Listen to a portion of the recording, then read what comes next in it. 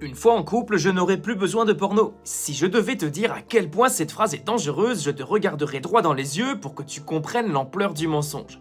Mais juste avant que je t'explique pourquoi cette croyance détruit beaucoup de couples avant même qu'ils commencent, j'ai tourné une vidéo offerte qui t'explique pourquoi la volonté seule ne suffit pas à sortir de la dépendance, et surtout ce qu'il faut faire à la place pour reprogrammer ton cerveau et reprendre le contrôle. Le lien est dans la bio ou en premier commentaire. Maintenant écoute bien ce que je vais te dire. Beaucoup d'hommes pensent que le porno est juste un substitut, une sorte de béquille en attendant d'avoir une vraie femme dans leur vie.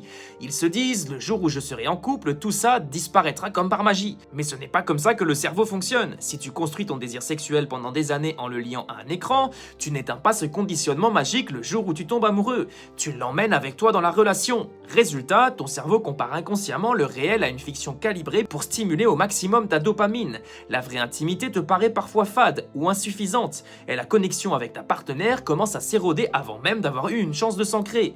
Et c'est là que beaucoup d'hommes se plantent. Ils croient que le couple est une solution à leurs problèmes, alors qu'en réalité c'est souvent dans le couple que le problème explose. Pourquoi? Parce qu'ils attendent que l'amour fasse le boulot que seul un vrai travail intérieur peut faire. Le porno ne disparaît pas quand tu trouves la bonne personne. Il reste en silence, dans l'ombre, jusqu'à ce qu'il s'interpose entre vous deux. Et crois-moi, aucune femme, aussi belle ou exceptionnelle soit-elle, ne pourra rivaliser avec une boucle dopaminique programmée depuis des années. La vérité, c'est que si tu veux construire une relation forte, saine et solide, tu dois reprendre le contrôle avant, pas espérer que ça parte après.